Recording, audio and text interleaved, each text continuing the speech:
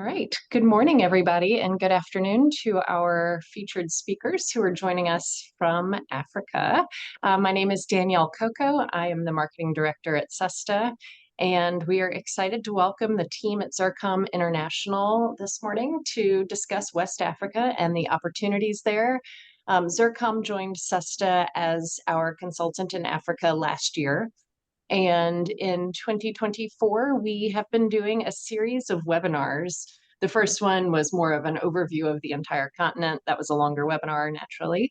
Then we've been breaking it up into different regions. And this morning we will go into discovering West Africa and the different regions within West Africa. So I'm going to go ahead and turn it over to Richard Zerba, who will get the things started. Everybody is muted. If you have questions, type them into the Q&A or the chat, and we will get to those at the end of the webinar. Thank you. Good morning, everybody. We're going to be talking today about one of the most exciting, fast-growing markets in the world right now, a market of over 400 million people. And we have really good representative support in that region. We've got a couple of people from West Africa, from our team in Zircom International on board here today.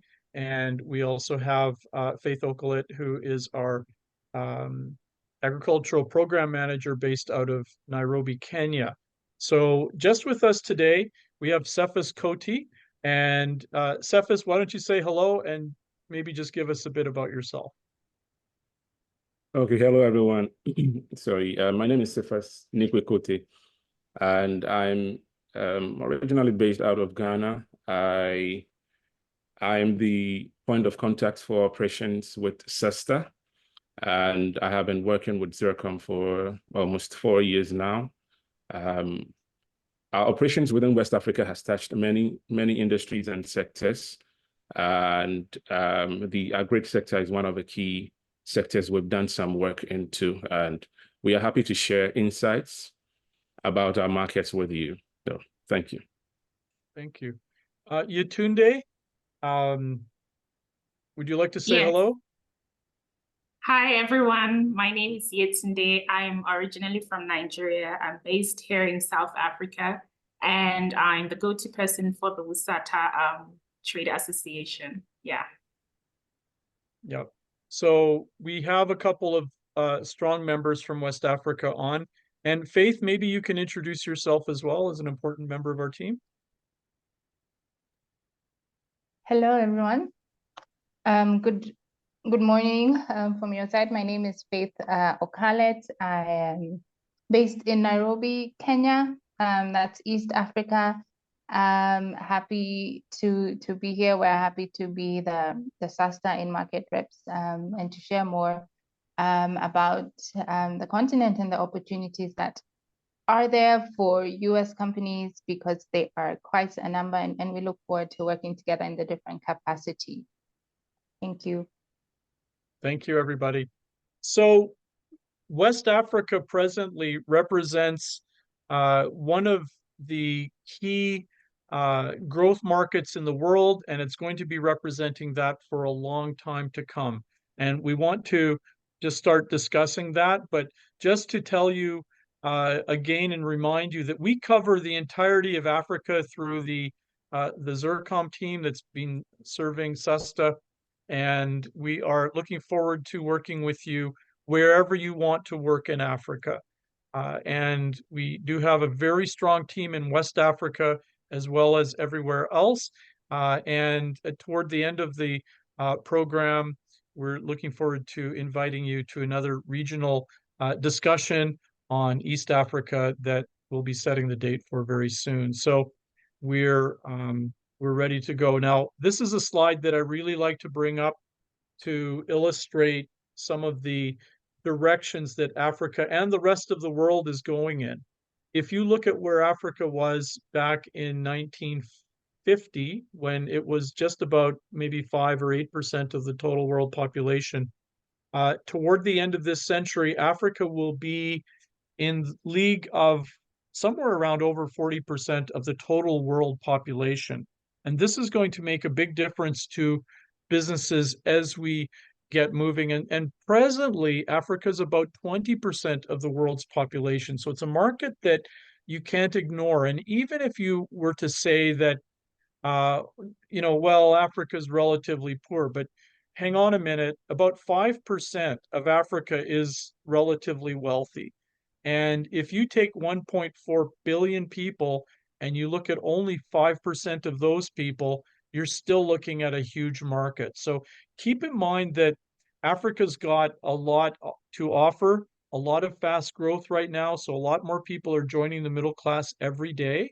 And we are really anticipating good things working with more companies from the southeast of the US. Once more, just to give you an idea, the region that we're talking about today is almost the size of the continental United States. So it is a big region with a big population and a lot of young people, which is making already making global differences in the way that they're interacting with the world.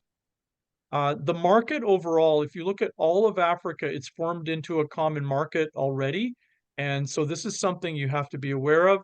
And the trade agreements that have bound West Africa together are still in existence. So we'll talk very briefly about ECOWAS, but the Africa Continental Free Trade Area is taking all of the groups, and without tearing those to pieces, they're going to be creating one common market, which will include everything. Phytosanitary requirements for food is something that is presently being negotiated through the different protocols.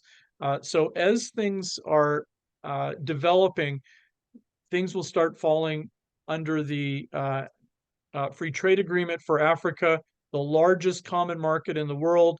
And it is one with the largest number of people, the largest number of countries, and the largest geography. So we have a bigger market than China in terms of people, a bigger market than India. And it's important to understand that as this forms into a common market over the next decades, we're going to see that understanding to get into one market will be the key thing rather than seeing it as a series of very separate, different markets. Presently, it is a lot of different little markets and several regional markets, as we'll be discussing. But just keep in mind that the African Continental Free Trade is in the already in existence, and ECOWAS is part of that. So just the regional part of ECOWAS that we look at is an important aspect of doing business in West Africa. And maybe Cephas here, you can make a few comments. We've got the statistics on there, but make a few comments generally about how ECOWAS functions and what it means to the different economies in West Africa. Okay, thank you, Richard. So, of course, West Africa has a population of over 400 million people, and the countries in the region have both cultural and geopolitical ties and share common economic interests. ECOWAS is actually made up of countries that are located within the West African region, and the main goal of ECOWAS is to promote economic cooperation among the member states in order to raise living standards and promote economic development amongst the member states. Within ECOWAS, there's a division. There's the Anglophone West African countries and Francophone West African countries, and 6 countries are Anglophone. And so because of these geopolitical and cultural ties, business within the sub-region flows easily amongst the countries. Yeah. So basically, this is what I would say about the region and ECOWAS. Yeah. Great. So this has been a very key building block of the economies of West Africa, and ECOWAS is one important aspect of doing business there. But right now, maybe Cephas will be able to talk through some of the countries. But Yetunde, Your country is first, and maybe you've got a few comments on the on importing food into Nigeria, the changes that you've seen, a lot of the diversity in Nigeria. Maybe you could add a few things right now about that very important country, which I see the population is around 230 million now. Yes, yes. Thank you, Richard, for that. As we all know, Nigeria is a very big country by population in Africa, and they also import close to 50% of their goods. Considering the fact that even recently we're having inflation issues, that has even increased the imports into the country. And a lot of urbanization is taking place and a lot of industrialization. And the growing population of the middle class is yearning and having a quest for imported products because they have better standards, better quality than the locally produced products. So also we have issues like the internet access that the middle class have. A lot of them are well educated, which makes them have access to a lot of information, and they see things that are really of better quality, or things that provides a larger wide base of variety for them. So these are things that do induce the population to get imported goods. And the growing products for imports right now are cereals and seafood. And Nigerians do eat a lot of seafood. Yeah. So yeah, that is a really important part of the importing section. Yeah. And maybe you have a couple comments about the growth of the young middle class there and their tastes. Yes. So we have a large population of young people, the younger population, and they are more interested in trying things, having a diverse taste of consumer goods and retail goods. Even the food processing sector in Nigeria is currently just growing. It's not yet mature. It's still in its early stages, which is making it more enticing to get things on the table, things that people want to try. They want to see how other cultures are. They want to try things, products that are not normally available in Nigeria. So yeah. Mm-hmm. Great. And thanks for that, Yetunde. And we're gonna hop on a jet right now and fly over to Accra, where Cephas is waiting for us. And maybe Cephas, if you can tell us about some of the trends that you're seeing with Ghanaian buyers in terms of the kinds of food that might be coming from the United States, and focus in on that question. Okay. So, Ghana acts as a regional hub into West Africa. And so when goods come into the country, they are easily moved into other parts of the region. So Ghana is a key point of transition for US goods into West Africa. Talking about trends, we are, over the last couple of years, we've seen a rapid urbanization rates. We are also experiencing a steady expansion of the middle income brackets, and young families are beginning to earn more. One of the things that sort of enhances the taste for Western products is the underdeveloped food processing sector. And so local production is insufficient to meet demand. And so all of these things, all of these factors contribute to the taste for US goods and products. Tourism also plays a key role. I was reading a document that indicates that in the last couple of years, Ghana has welcomed over 100,000 US citizens annually. So in the last five years, over 100,000 people visit Ghana on a yearly basis. And so when these people come in, of course, they would want to taste or experience what we have locally. However, if they are able to find US products that they already are comfortable with within the market, they will patronize them. And so all of these things contribute essentially to the demand of US products coming into Ghana and essentially into other parts of West Africa. Yeah. Thanks so much. Ghana is one of the booming economies of the region, and they've got a very fast growth rate, and that is really good. I see that Get has just joined us from Cote d'Ivoire. Hello, Get. How are you? Hello, bonjour, bonjour. So thank you for coming along. I'm going to we're just going to wrap up the English speaking side of the market, and then we'll let you start with the French speaking side in Cote d'Ivoire in about 3 or 4 minutes.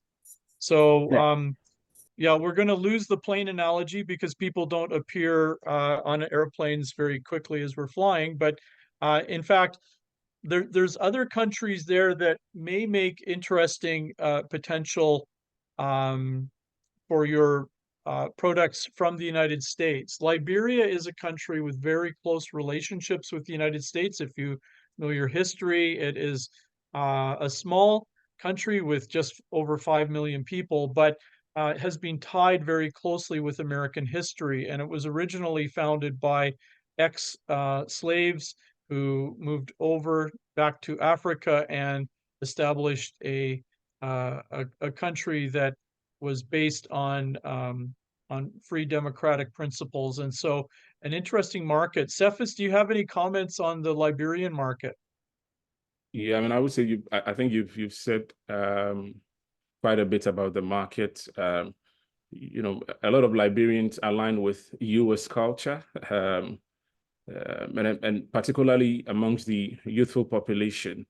If you conduct a survey, casual survey, and ask maybe 10 Liberians which countries they would like to relocate to or do stuff with, I bet you 10 out of 10 or 9 out of 10 would readily indicate, that they would want to do stuff with the US. So the US is an important country for Liberians, and the Liberian market is open to US products. As I mentioned earlier, Ghana acts as a regional hub for the movement of goods and services into other parts of West Africa. And so if goods are able to come in through Ghana or even directly into Liberia, of course, they will flourish. Yeah. Thank you. Now we have other countries in West Africa that we're just going to provide slides with. And if you ask for this presentation, I'll be sending it over to Danielle, and she will be posting it for you for your use. Gambia is a country that we are active in. Don't think that because these countries are smaller that we don't understand them. Actually, we've got a lot of good connections in the Gambia, and it's one where we're very familiar with as a company. Cameroon is another country that has a minority of English-speaking people and a majority of French-speaking people. So it's I put it here with the English-speaking side, but it's also an important economy. And although it's not an ECOWAS member, there are opportunities there to get involved in the country. And Sierra Leone, one of Britain's first overseas colonies, interestingly enough, and a small country with a relatively small population, but there may be opportunities there with working with mining companies or different opportunities. So there are a lot of different things. And now we're going to talk about the French-speaking side of the market and go through that. And maybe you can give us some insights into Cote d'Ivoire, where you're sitting, and maybe overall generally about the Francophone market in West Africa. Yeah, thank you, Cephas. Could you hear me? Yeah, we can hear you. Perfect. Okay, perfect. Yeah, I'm really happy to be here and talking about Cote d'Ivoire and how it's an exciting country to doing business. Actually, I think that in the West Africa zone is ranked second, just after Ghana when it comes to ease of doing business. So it's really a great hub for West Africa, and especially the first hub when it comes to Francophone West Africa. It's quite a huge population compared to some of the neighbor country like Sierra Leone or Liberia, with around 30 million population, but it's also a fast-growing economy. The past 15 years have been really nice when it's come to economic growth, and the country is actually one of the best when as I said, for doing businesses. There's kind of a lot of similarity within the francophone market. So I'm talking about Cote d'Ivoire, Senegal, Mali, Burkina Faso, Guinea-Bissau, and really related to agriculture. It's basically more than 40% of the population working in the agriculture field. So it's a really growing industry as well in that sector. What I can say also is, as we are a francophone country, we are really linked with the French culture. So doing business in this part of the world, you also need to have this in mind when it's come to French. But we are more open now to Anglophone product and Anglophone businesses. As you can know, one of the first business partner with Cote d'Ivoire, for instance, is China and also US, and then you have firstly France and Nigeria, for instance. So yeah, this is wrap up what I can say. But if you have specific question, maybe Richard. Okay, great. Maybe a couple comments about Senegal also, Get, because that's one of the countries that you're involved with quite often. Yeah, exactly. As I said, similar is quite similar to Cote d'Ivoire when it's come to doing business and how the economic is also growing. You have a really stable country in Senegal. The country is really stable. They previously have a new president, and things are going smoothly there. When it's come to doing business with overseas country, it's a really open country as well. But the same things, we are really linked with French market, but more and more with politics are more open to see and to partner with other countries. So it's a place for your businesses to come there. The population is also young, really young. I think the same like Cote d'Ivoire, the average age is around 21 years old. So you have a huge youth population that is also consumer, but also a young force when it's come to workforce as well. With really great university, who can help your company grow as well. Senegal is still a bit conservatory country compared to the other country in the zone. So you also need to speak a bit of Wolof or have partner that speak Wolof for doing business there. Thank you. So just for everybody's information, we have done a lot of work with companies coming in with processed foods, with food mixes, with food ingredients. Our staff are really expertly placed, and the countries of Ghana, Cote d'Ivoire, and Senegal are really middle income countries. And don't let the French having to speak French scare you too much. There's a lot of people that speak English in these countries. In fact, it was surprising, but a lot of the press meetings with the new president, who is absolutely fluent in English, were in English. And he's actually trying to present English as more of as part of Senegal's new global face. They're trying to move away from really tight relationships with France. They're reaching out, and I'll tell you that the support that you will get from the U.S. federal government people there, from our team, is second to none. These are very friendly countries for Americans to travel to, and we want to make sure that you feel comfortable there when you get there with your qualified meetings. So just very quickly, we do have good knowledge about Benin. In fact, we're working with Get on a project there. We just finished Guinea, very interesting. The largest mining project in the world is presently being capitalized in Guinea, over $20 billion. a small country, but when you're looking at opportunities as an American exporter, sometimes the statistics might not be able to be found about new things. Sometimes there's some market information out there that is going to change everything very quickly. And Guinea is one of those markets. It is all of a sudden become very exciting for for people with middle class products to come in and start presenting, because all of a sudden there's thousands of people there who demand a middle class lifestyle, and there's companies willing to pay for that. And so we're looking at big changes there with the new big iron ore projects that are being projected there with Rio Tinto company, and there's a lot of other activity going on. So sometimes when you are looking for markets, don't overlook some of the smaller ones, and that's often why we want to talk to you first before you start. You might have an idea about a region, and then we can tell you about where some of the opportunities might lie. Togo is a very interesting one. Get, you have a lot of connections into that country. I know I skipped over Benin, but maybe a couple comments about Togo before we move on.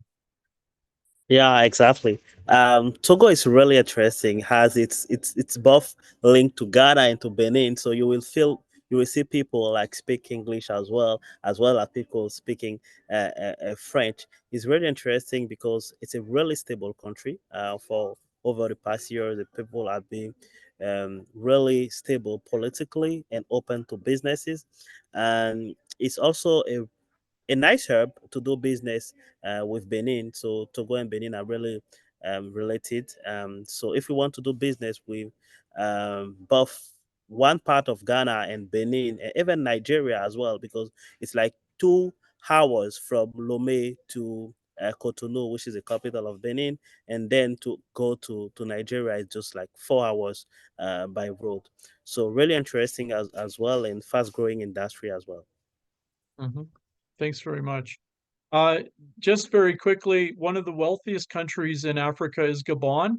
It's wealthy from oil, and it has a relatively small population. And sometimes when you're looking at finding little pearls of markets in the world, you could find countries like Gabon or Botswana or Mauritius, which are actually on average upper middle income countries.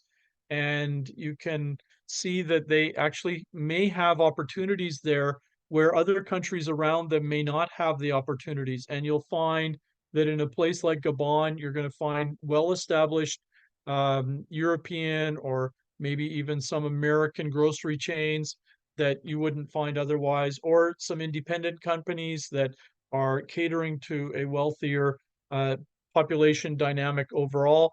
That's not to say that you're not going to find those upper class or middle income consumers everywhere. And don't forget Nigeria, even though it has an average lower income, there's, if we still take 3% of the total population, and then we're looking at close to 8 million people who are living a lifestyle that is probably better than the average American. And we have to understand that. So when we're parsing the markets, there's a lot of strategic thoughts that we can help you with as you're discussing things with us. And if you're asking for further information from our team, we can really help you out with understanding some of these nuances, because Africa, like they often say, it's a country. When people travel to a place that they don't quite understand, they come back with the idea that it's a place of contrasts. And I heard that a lot when I was a young traveler.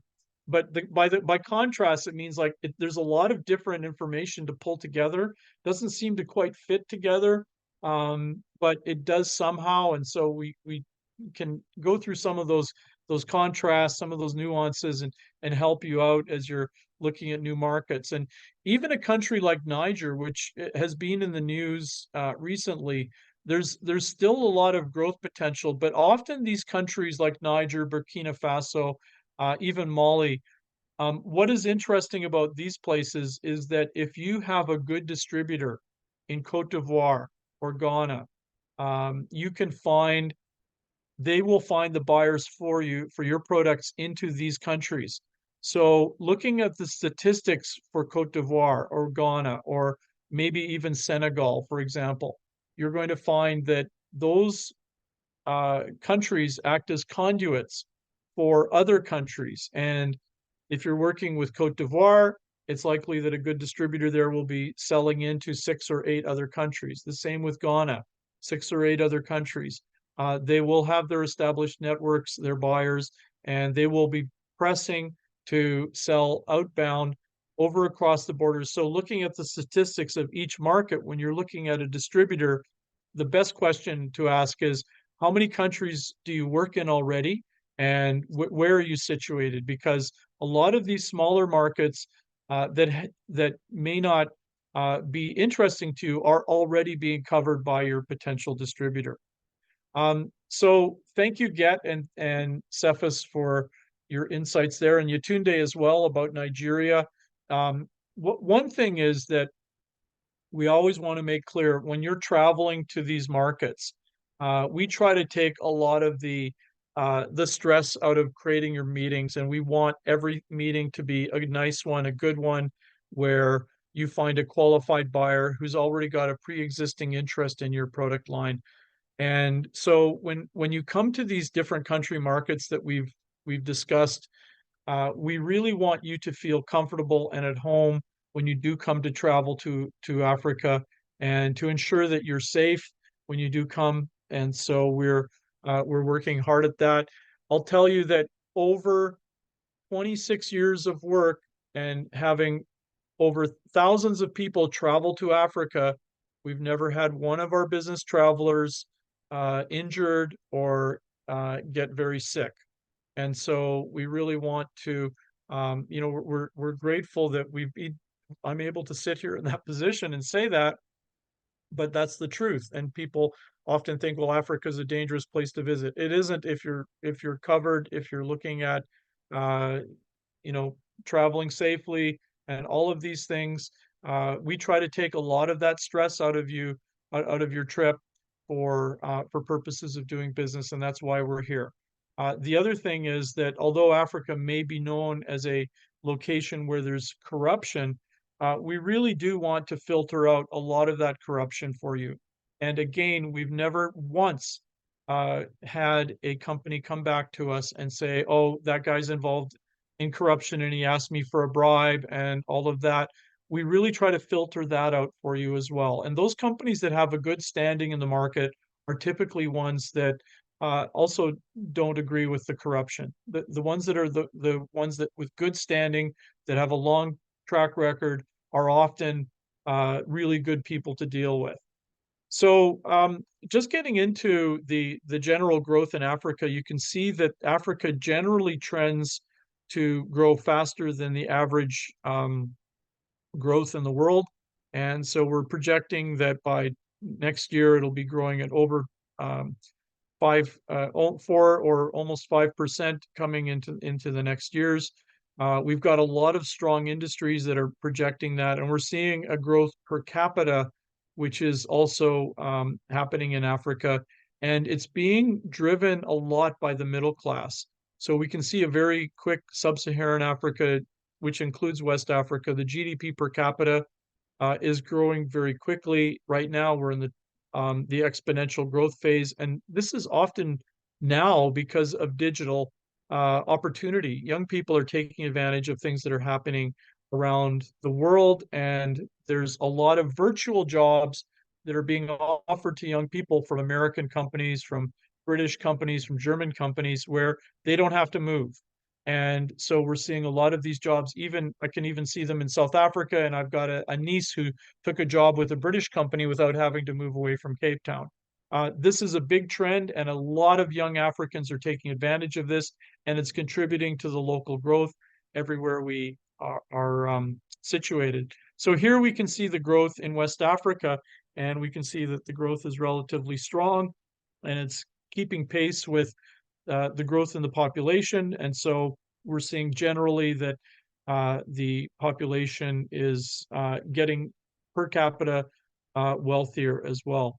We can also see here in this slide that the general economic growth in sub-Saharan Africa is doing very well, and we're expecting it to continue relative to other global markets.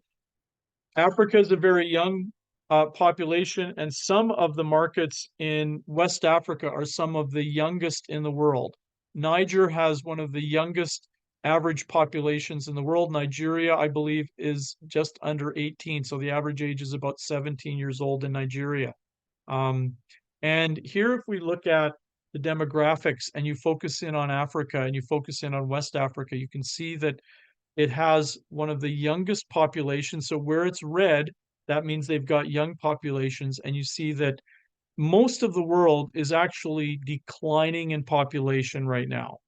The only major area that is still growing is sub-Saharan Africa, because even North Africa is declining in population. And so we're looking at a very interesting time in human history. And West Africa, with countries like Nigeria and Ghana and Cote d'Ivoire, where you've got good economics building and you've got big populations growing, we're looking at very important markets. So just in contrast, we have some of the other markets that we were discussing, and remembering that with agriculture, it's often about numbers of mouths to feed, but do they have the ability to afford what we've got?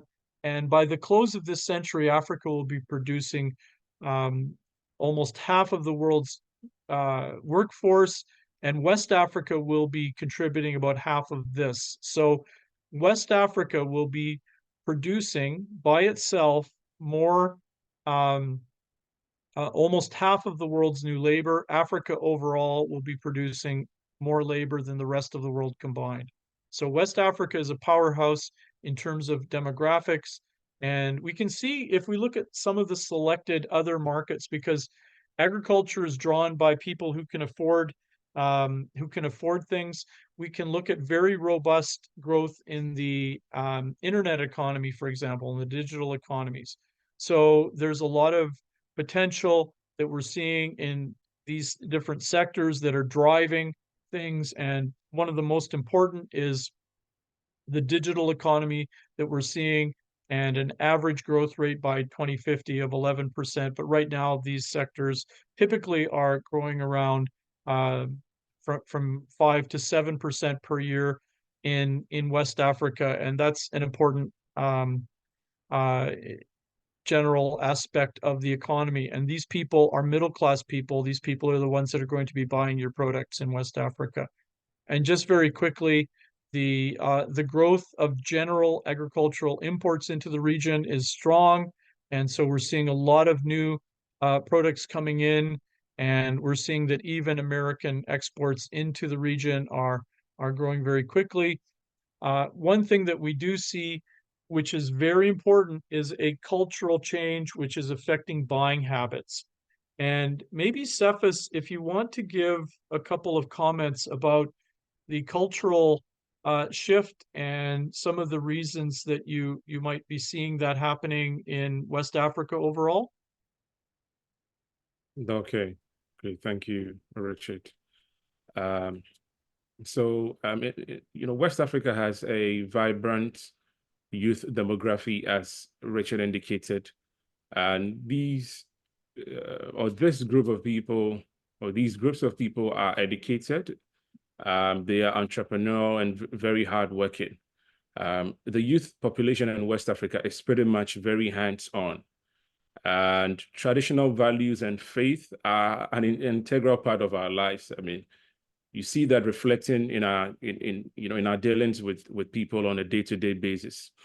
And because we are exposed to global trends and lifestyle, we are able to align with what is happening across the shores or overseas, for example, in America.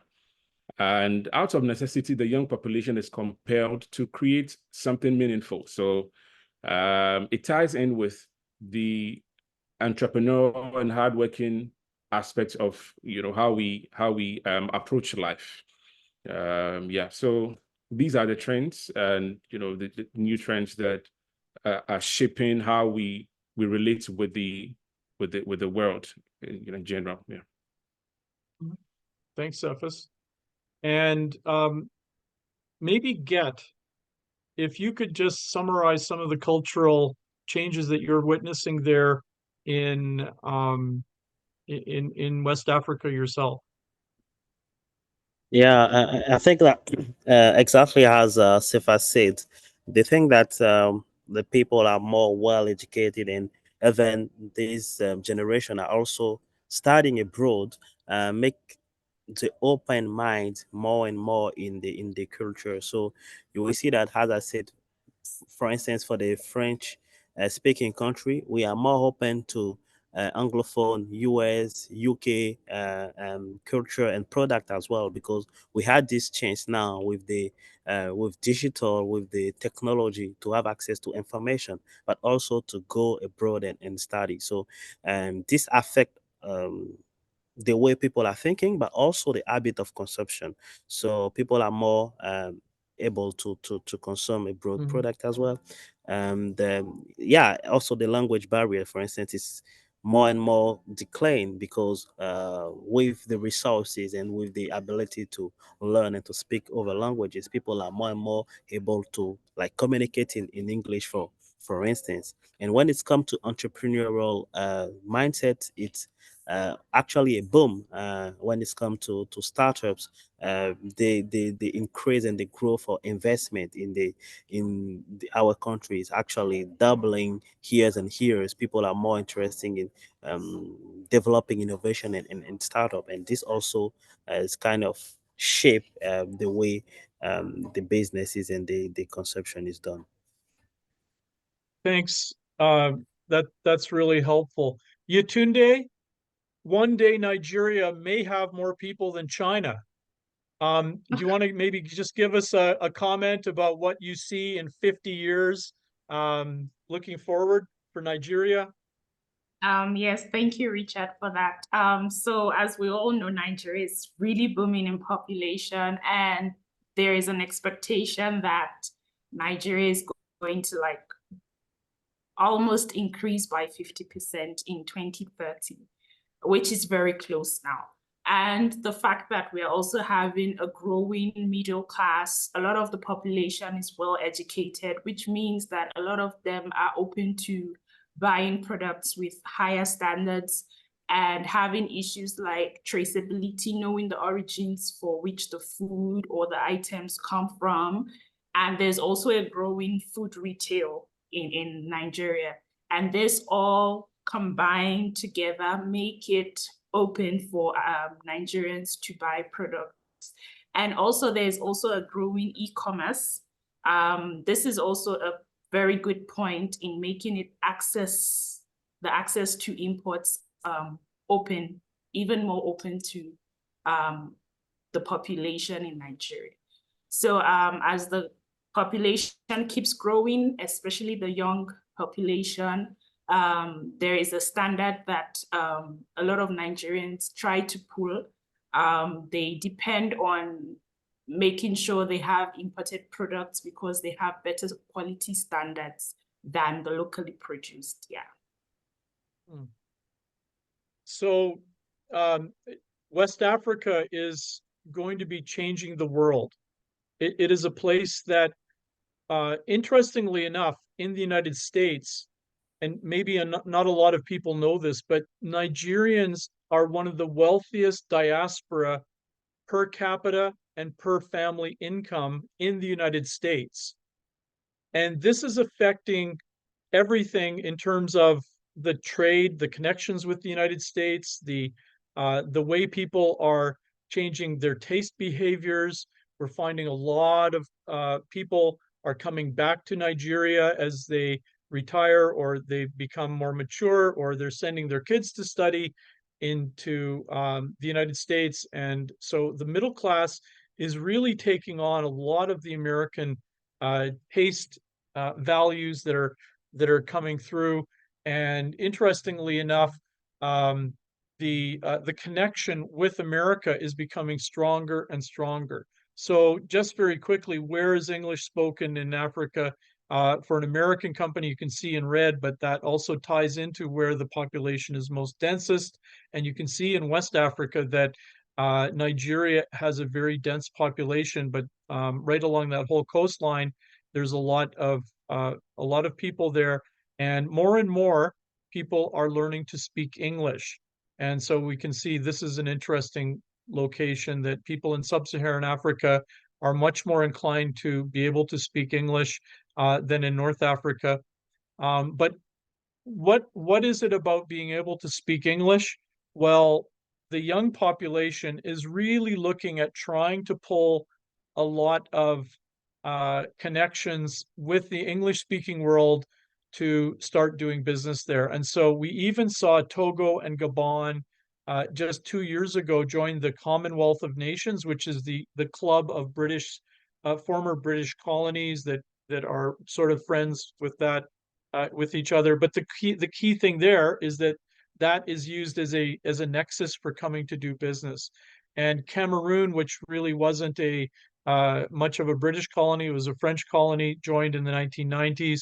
So we're seeing that the movement toward speaking English in West Africa, and I know that Get has even done work with companies that are where that demand is also being met, is something that is a big proven trend in West Africa. So even traveling in those countries that speak French, you're going to find a lot of people, especially in the professional classes, that can speak English with you as a company. And just very quickly about some of the political issues that you may have heard about in the news. A lot of these establishment groups have been turned over in countries like Niger and Gabon and Burkina Faso. And what we've seen and discussed here today is really a lot of changes in the culture. And so these different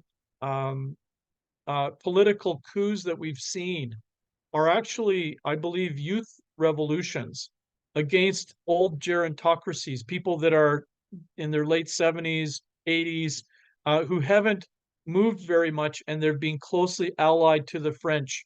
So what we're seeing is that there's a movement more toward English, and because of that, people see the United States as an alternative to the former French vision. Maybe can you just throw me tell everybody I'm telling them the truth. Yeah, exactly. It's what you said. More and more you will see in that region, and even in Cote d'Ivoire, it's more and more talking about it. Like this shift between the French partnership to more open partnership and long-term relationship, as you mentioned. You have Burkina Faso, you actually have Mali, you have Niger, you have Gabon. So all these countries are actually open to collaborate with other partners than France, and it means USA, but also China, for instance. Yeah. Yeah. So we want to leave a little bit of time for questions, but just looking at some of the trends, which are very positive for American food exporters. The first thing is that there's a big growing population there, and that population is very attuned and becoming more attuned to the kinds of tastes that American companies are presenting. It's a very digitally savvy middle class, very creative, and that means that they're looking at what is being produced in the US, and they're curious about it. So that's another thing. We're forming a large common market, which will make it easier for you to understand all of the market dynamics about entering Africa, and English is becoming more predominant.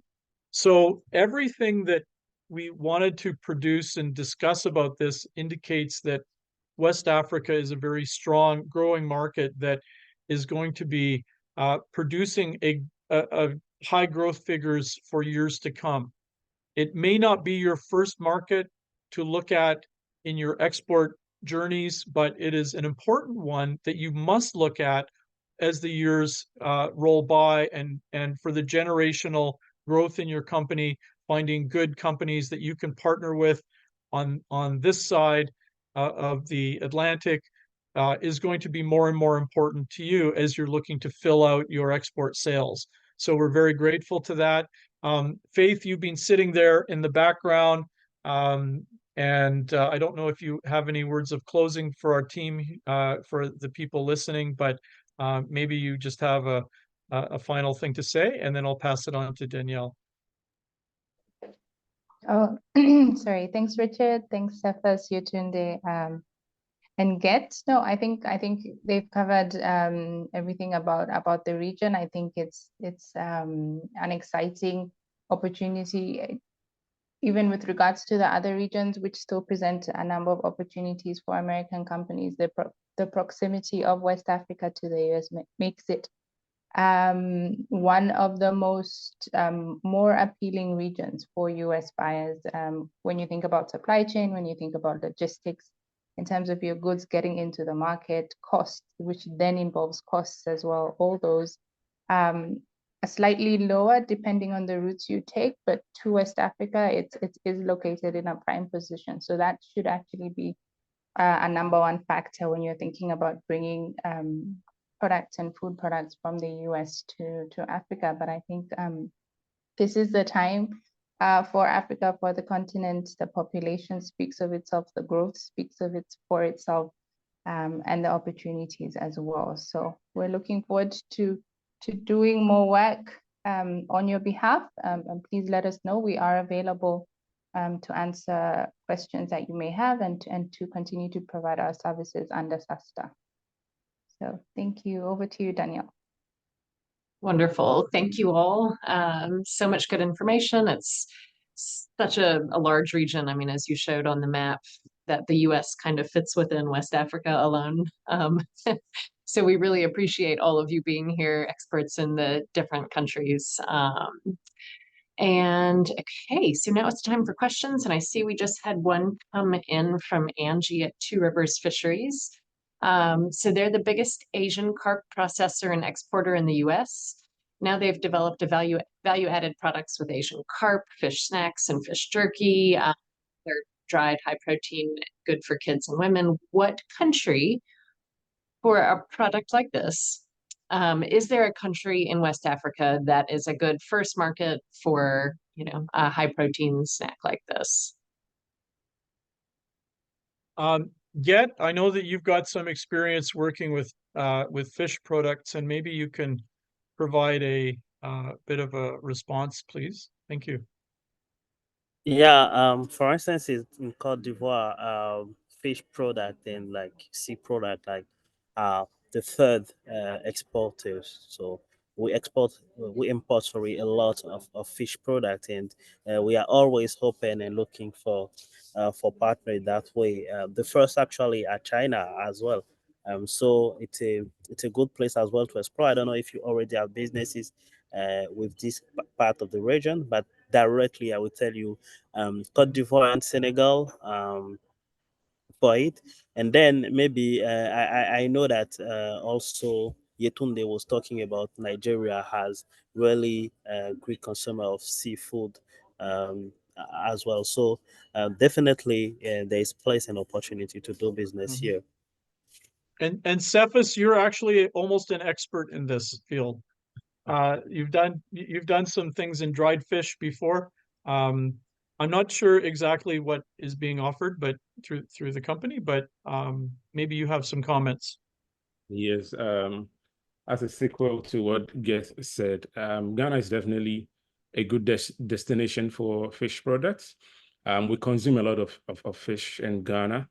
However, the harvest is not sufficient to satisfy the demand within the market. And as Richard indicated, we've done a project on Asian carp meat in the past, and it went quite well. We had companies were interested in buying from the US organization. So Ghana is definitely a good market for that. Yeah. Mm-hmm. Thank you. We have a question about high-end wines into Ghana. Ghana. Yeah. Cephas, do you want to talk about the wine market, alcoholic beverages? I'll speak generally about the beverage market. So indeed, of course, there's demand for Western spirits and other alcoholic drinks. This appears favorable within the Ghanaian market. The reason is in many pubs and clubs and restaurants and during many functions, These are seen as some kind of a status symbol. So people like to patronize them to show their status. I have to say, however, that the beer and wine categories are not ideal. And I'm speaking generally about the beverage industry. I'll touch on the wine category also. So beer and wine categories would face competition. The reason I'm saying this is because beer is commonly produced in Ghana and for the most part in West Africa, in the West African region. And most wine imports come from South Africa and Europe. Now, Europe has a favorable relationship because of proximity and maybe price point to some extent. However, the premium wine category should do well. And I'm thinking that it would do well because it will cater to a particular segment of the market. So the ideal thing would be to find importers and distributors that have a market they cater to and link them up with the company that is interested in exporting to Ghana. Yeah. Okay, thanks, Cephas. Yetunde, Navarro International is asking, Nestor from Navarro International is asking why India has come in and taken over a lot of the export market. Are you aware of anything that's happening with rice from India, or maybe Indian companies selling rice from other countries? What's the cereal markets looking like in West Africa right now? Because I know that it's a growing sector. Yes, it is. Thank you, Richard.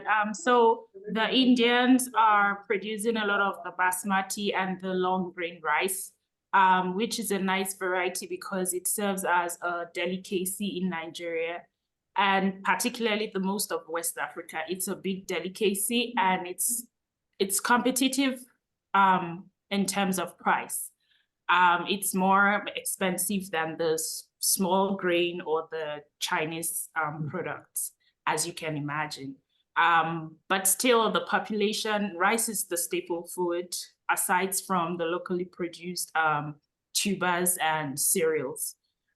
Wheat and rice are two top products of imports in Nigeria, particularly. So yes, the Indian products, mostly basmati or the long grain, they just provide a certain niche market as a variety. Yeah. Well, thank you, Tunde. I'm sure that there's more to that could be put into a report and where people could parse what's going on with prices and varieties. And that's why we're here to help people with things as they require them. So maybe Danielle, I don't see any further questions, and you could follow and close.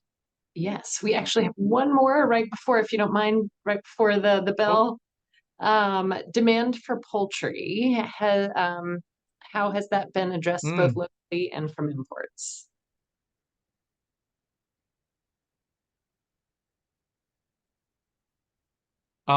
Poultry, Cephas? Are you able to hear me? I don't know if my microphone is muted. Hello, are you able to hear me? Yeah. Yes. Yeah, we can hear you. Okay, yeah. So there's definitely demand for poultry in Ghana. There's actually demand for protein-rich products, largely because agricultural production is insufficient to satisfy the demand for meat. So importation of more meat products, such as poultry, would continue to happen. I know that some governments are trying to put measures in place to increase production locally and to also protect the local market. However, there's demand for that. Basically, the local production is unable to satisfy the demand. So imports will continue to go on stronger and stronger. Yeah. So there's a market for that in Ghana and some other West African countries. Yeah. You have your hand up? Yeah, just to add what Sefa said, the demand is growing, and there is this habit of demanding quality product now. So people are more in the concern of biosecurity and healthy food. So the local market is still producing, but we really need to challenge it as well. So yeah, maybe I can add a word or two to that as well. I just remembered that, you know, for poultry, available data indicates that most imported, well, we call it chicken meat sometime, in the Ghanaian market is sold frozen, and I'm giving this out for perspective. So they are usually sold frozen and already cut into various parts. So we have the legs, the wings, breast fillets, the thighs, drumsticks, and so on and so forth. And these products are usually packaged in 10-kilogram paper cartons. And frozen dressed whole chicken meat is also available on the market across the board. Domestically produced chicken is usually sold as live birds in the country. Although the government is working to protect the markets, you'd find that most of the chicken sold is sold live, and freshly dressed birds are offered for sale on the markets at a significantly higher price compared to the imported cut options. So people like to buy those ones in the cartons, the imported ones. Yeah. So that's some perspective for the company that asked the question. Yeah. Yeah. Interesting. Thank you. All right. So lots of interest from a variety of different products: wine, poultry, rice, seafood, or the Asian carp. So if you want to dive a little bit deeper, this is for any of our companies on the call, I'm going to be following up in an email with a recording of today's webinar, the presentation, as well as the link to schedule a call with these folks. So keep an eye out. I'll have that later today. Richard, don't forget to send me the presentation and I'll get that up. And yeah, that would allow for maybe some more, deeper discussion with time to prepare from our team at Zircom. But thank you all so much for being here today. As Richard mentioned earlier, we are planning our next webinar with Zircom, and we will be focusing on East Africa. So keep an eye out for that as well. And we look forward to working with all of you and exploring the African market. Thank you so much. Thanks, everybody.